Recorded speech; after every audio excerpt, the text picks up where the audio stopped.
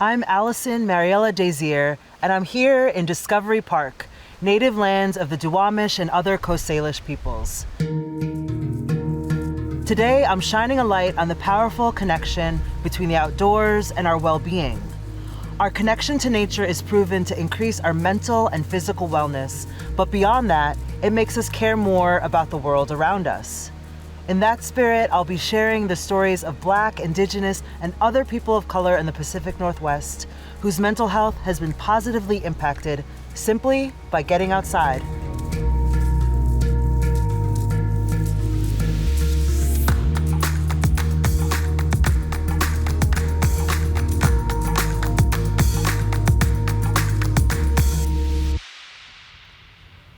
When I think of the single most powerful force in my life, it's movement. In fact, I was so active as a child growing up that my father gave me the nickname Powdered Feet. It describes somebody who moves so much, you never see them, just the footprints of where they've been in powder. Running, walking, yoga, hiking have brought me joy, a sense of accomplishment, and connection to various communities. In fact, moving from New York to Seattle 2 years ago, it was movement that allowed me to find my people. Perhaps most importantly though, movement has been a key aspect of maintaining my mental health. Unfortunately, in the United States, Black, Indigenous, and other people of color have historically had limited access and opportunities to recreate. Policies of segregation and exclusion, along with racist and violent encounters in the outdoors, continue to negatively impact our sense of belonging and safety in the outdoors. And yet, the outdoors remains a place of healing for us. In an episode from last season, Jazz shares with me how the outdoors helped them discover their true identity as a queer person of color.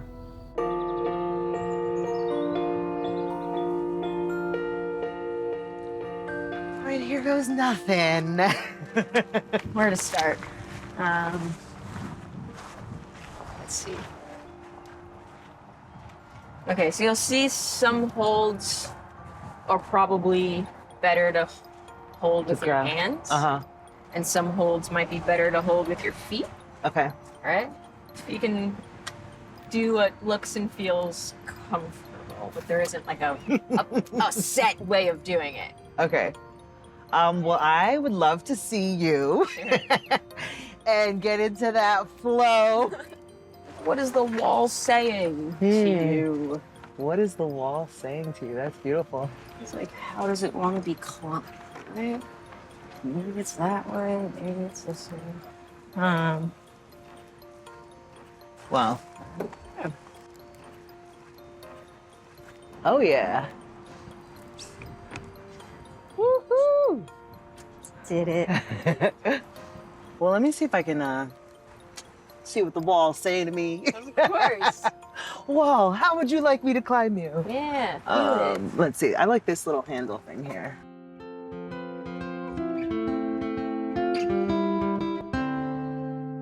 My name is Jazz Masonette. I use they, them pronouns, and I'm from New York, born and raised. Have you always been in the outdoors? Yes, because I grew up in a time where kids played outside. We'd go outside, we'd ride our bikes, we'd end up at some friend's house down the block, and then we'd be home for dinner. What is QPOC Hikers? What does that stand for? What is it about?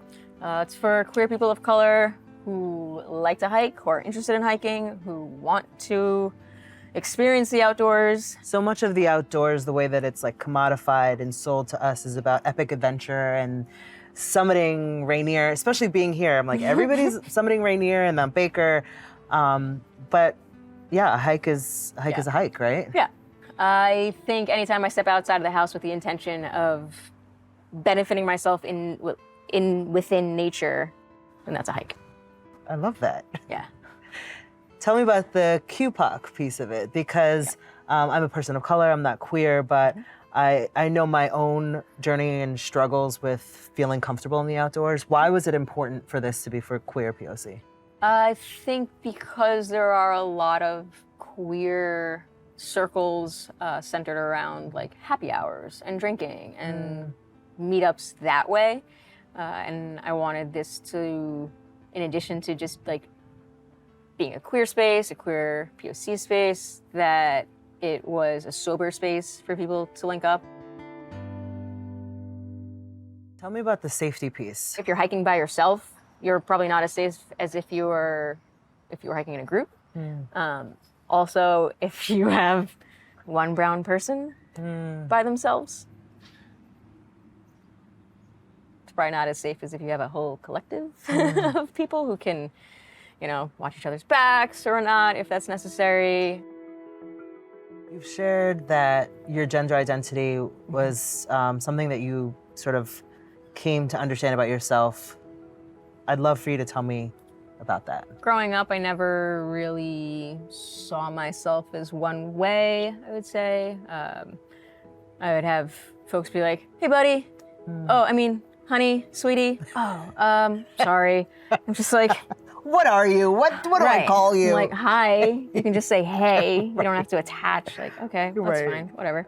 But I didn't really have that voice until recently. And just being like, actually, I'm done with this. I'm done trying to please other people, and I'm done trying to not make other people uncomfortable by being my true self, right? My pronouns are they, them. This is who I am. This is who I've always been. This is what feels right. This is what's comfortable, and I am set. Thank you for your bravery. Of course, yes. It's, for the people who need to see someone who's like them, who's brave enough, right? Right. To just live your truth and be you. Be your weird, authentic self, because that's what we need in the world.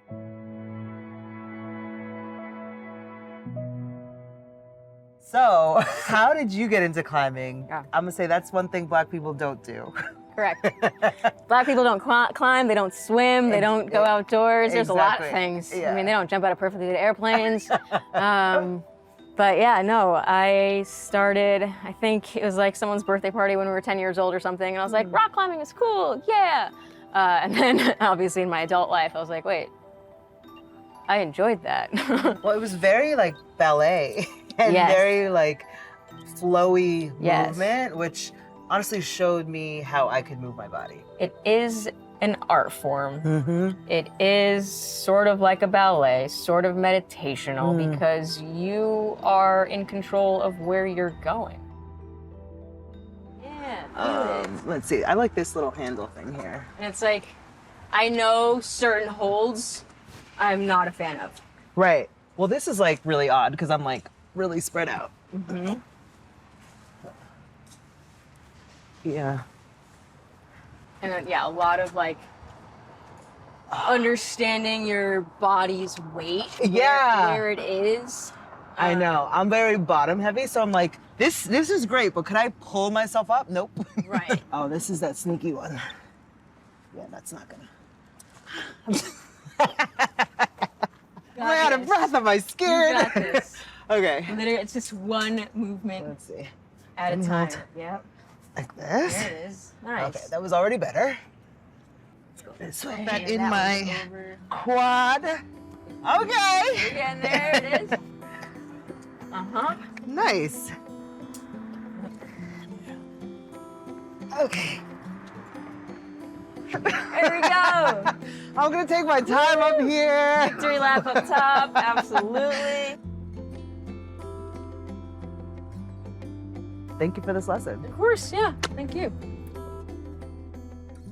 There's some people who come to hikes not knowing anyone. They just come by themselves, and then they like meet their best friend. So if I can, It's beautiful.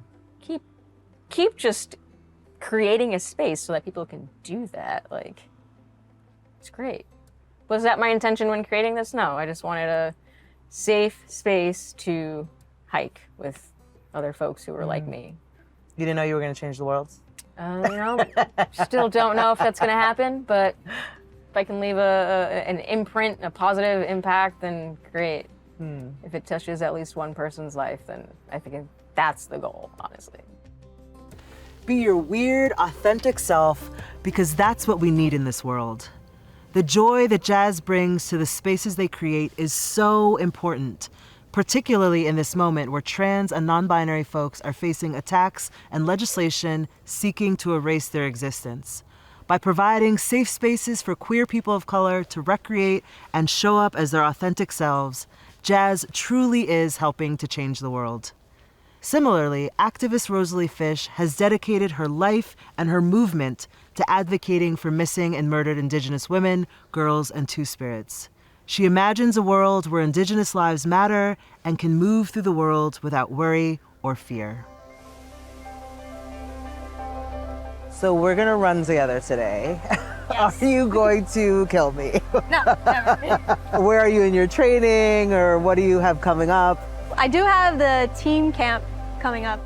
Okay, so I beat the training, which means you're out of shape. Yes. Which gives me a chance. Wonderful. The timing could not be better. Awesome. How many miles are you looking to run today? Somewhere probably around 4 or less. All right, How does that sound? let's do it.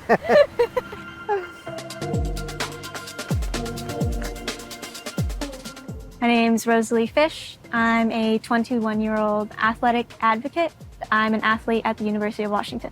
I'm queer and I have a mental disability. I run for missing and murdered Indigenous women and Two-Spirit. I also am a member of the Muckleshoot and Cowlitz tribes. I grew up on the reservation. Most importantly, I'm a sister. Thank you for the run. Great. When did running become more than just running for you? When I was younger, I had actually been living with undiagnosed bipolar. And at one point, I actually got really bad suicidal ideation. Oh, wow. And when I was recovering from that, I was able to find running. It gave me a routine, and it helped me regulate my days and my breathing. What I think about running that's so powerful is that it provides this coping mechanism, but so many people don't know that. One thing that's really Indigenous is that seeing health holistically, both spiritually, mentally, physically. There's each part of us. So even though bipolar is considered a mental disorder, by taking care of our bodies and appreciating them can actually help treat things like bipolar and depression. How did running enter your life? Following up in my sophomore year of high school, and I had decided, I've been running on my mental health and I've been getting a little bit better, and now I wanted to challenge myself and actually join the track team and compete at Muckleshoot Tribal High School. And they threw me in a uniform and they're like, oh yeah, we finally got someone. Get her on the track. You didn't know you were starting the track team. Yeah. What I learned through competing as an athlete for a tribal school was the preconceptions of me as an athlete because I was tribal. I would show up to meets and the rivaling schools would perceive me as a joke. We even at one point found graffiti in the women's bathroom. And there were offensive slurs such as Indian Savage Wow. and Live Off the Government on the same stalls that my siblings use. And through being an athlete at tribal school, I learned that I was not only representing myself as a competitor, but I am bearing the traumas of Indigenous youth and Indigenous athletes in Washington. And that's where it became more than running. It became representing my people and standing up to these stereotypes and showing up on the line and people doubting me, people thinking I'd already lost the race, only to come up and win it.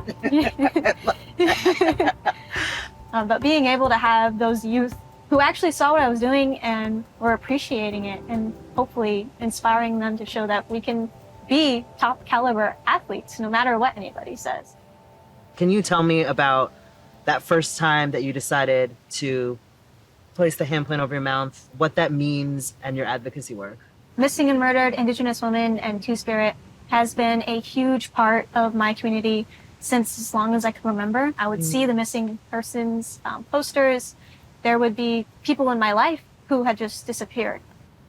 I saw Jordan Marie Daniel, a mutual friend of ours, running the Boston Marathon, and she had a red handprint and then the initials MMIW down her leg.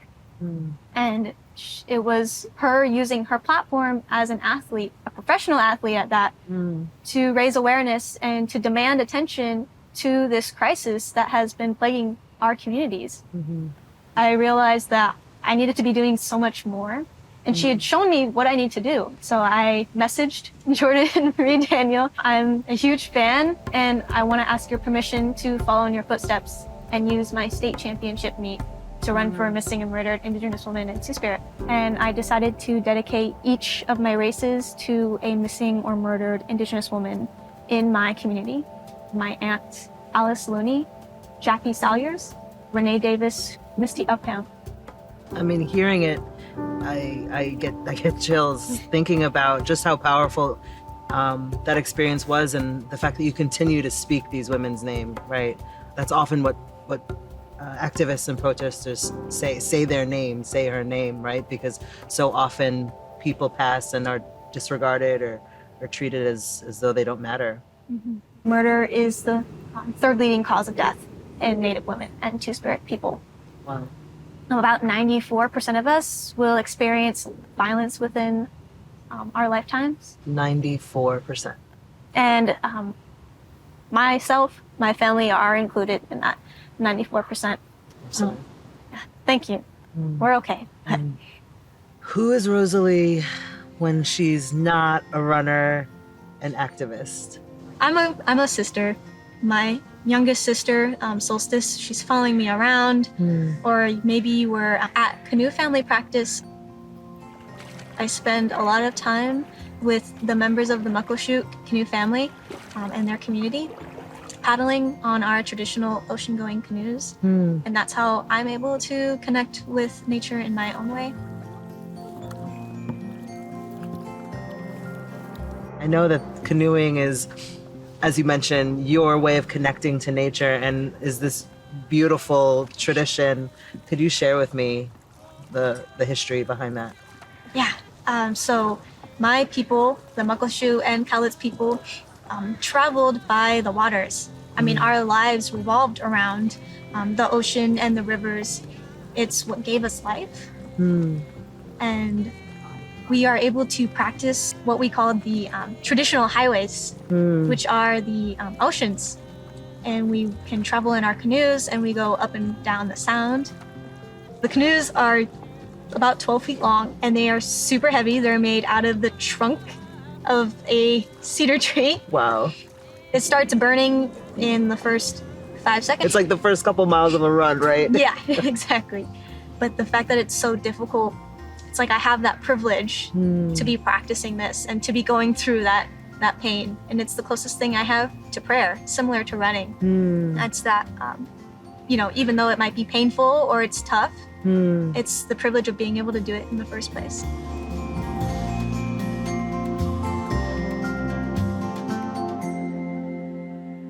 We know scientifically and anecdotally the powerful and positive impact movement has on one's mental health, allowing for better processing and even meditation. Folks like Rosalie inspire me to continue to run for social justice as well as my own personal mental health. For a long time, running was the only way I was able to access a meditative state. But having the opportunity to try fly fishing with Giancarlo Lawrence showed me that there are many ways to access it.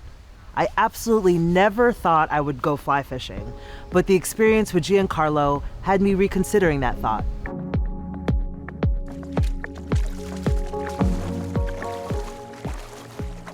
You see all the shells down as you're walking, all the rocks and stuff.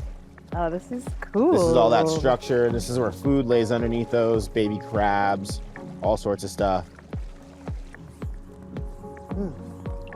Oh my gosh, I hooked myself. You got yourself? Yeah, Oh, not bad. I see it. It's behind the hood back there. You get that cat, watch that cat. I know. There you go, like that. There it is. There it is. So now that you have your motion down, grab that line. Yeah. You can set it down. You can lay your rod down. Oh. Boom, lay it out. Boom, okay. Ah. Now, this will be flipped around here. Okay. Flip that around.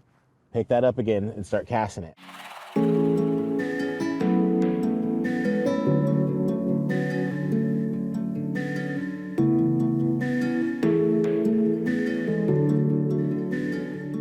My name is Giancarlo Lawrence. A lot of people call me Gian, and I'm born and raised here in Tacoma, Washington. I'm a fly fisherman, I'm a chef, I'm a father. I love the outdoors, so anything that has to do with the outdoors, that's me. And today we're talking about fly fishing. Yeah, that's number one. Which is, I gotta say, not a thing Black people do. Not at all. On the list of things we do, fly fishing is like yeah. way at the bottom. There's about this many of us, hands and toes. There's not a lot of us, so. How do you find yourself? How did you get into fly fishing? So growing up in the suburbs and being right next to the inner city, I had this like pull back and forth. In the suburbs, I had kids being like, you're supposed to be like this. And then you go to the inner city and they're like, you're not like this enough. And I'm just getting yanked back and forth, not really understanding who I am or what I am supposed to be doing. So I ended up taking this pathway, trying to impress the people around me and trying to be what they say I should be. And it was bad. It was horrible. I got in lots of trouble. I wasn't heading down the good path at all. Wow. So when I started fishing and hiking and stuff like that, like I said, my head just turned the other way and got fishing with a few friends. And I saw a guy fly fishing across the creek from me, and he was just catching fish and back and forth nonstop. All this gear, he's walking in the water. It was just like beautiful, right? Like these old pictures you've seen. And I knew, I was like, I want to do that. That's what I want to do. I want to get in the water. I want to be connected. And I started fly fishing and it took off. It opened up so many doors for me.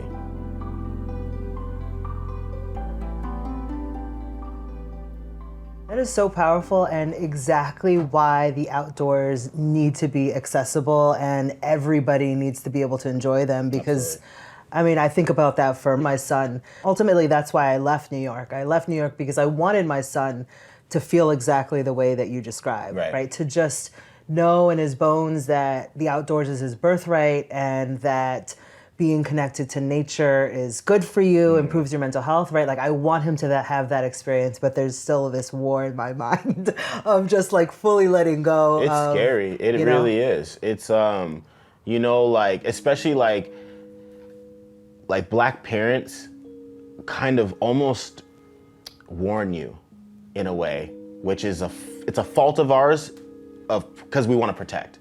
So we're like, oh, don't go out there, don't be out in the woods. Like, you be careful because like you'll get hurt by white people out there. Like things like that, which is great to protect us and stuff, but it's extremely misleading. And that stuff sticks to us as we get older. You're absolutely right. I think about that all the time. The generational trauma that informs the decisions we make. Absolutely. Historically and presently bad things happen outdoors. Right. But that can't be a reason for us never experiencing the beauty and transformative power of the outdoors. So we're fishing tomorrow. Yes. Tell me, what could I expect? So you're gonna expect, number one, a great time. It's gonna be a bit cold out there, and it's probably gonna be windy and stuff, but it's all part of it, it's an experience.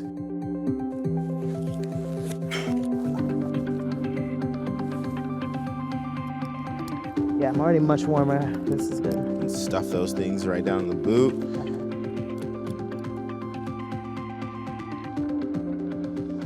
All right, you ready? Let's do it. Let's get it. Oh my gosh, I feel it like suctioning to my body. Right, yeah. I'm still like, am I gonna get wet? Like, what's happening? So we can fish right about here. Okay. It's definitely it's a really calming thing. You really want to all you're really doing is flinging this out there, but you have to propel it the right way. Mm-hmm. It's not like the tip is not leading the way, the line is leading the way. So the rod has nothing to do with it anymore. It's the line, how you lay it out there, right? So it's like a bounce. Tick, tock, tick, tock, tick, tock, tick, tock, tick, tock, tick, Got it. tock, tick, tock. There you go. Tick, tock. Beautiful. Uh-huh. There it is. There you go. That's perfect. It's a good roll cast. Thank you. Fish. Got him. Got him. Yeah. Ah! It's funny because they're following it the whole way, right? That's oh my gosh! Beautiful. Sea run cutthroat. That hook will just usually pops right out It's barbless. There they are. Wow. What we do is just let them go. Bye, buddy. Oh my gosh. Pretty cool. That easy. Cool. There you are. Thank you for an awesome day. Thank you for coming out here. Got you in my backyard. Got to see what I like to indulge myself in. And I totally get it. Yeah. I get it. This is it. It's relaxing. This is meditation. This is everything. Tell me about the power of representation for you being a Black angler.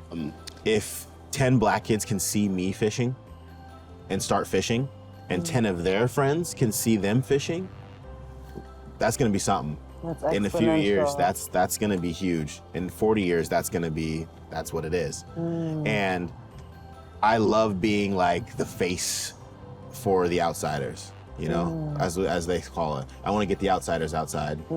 Yeah, that's what we do. Gian's work is having a ripple effect. The power of representation has never been more apparent, and people like Gian know that just one person can inspire an entire community. I have met so many incredible people who are doing important work to welcome Black, Indigenous, and other people of color into the outdoors.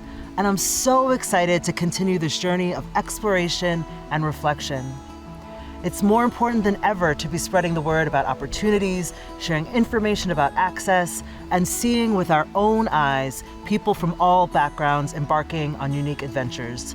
Black and brown people do all things: running, climbing, hiking, kayaking, farming, you name it. And we belong in all spaces. We deserve the joy that comes from these outdoor experiences. The outdoors is our birthright. I'm Alison Mariella Désir, and I hope you'll join me outside.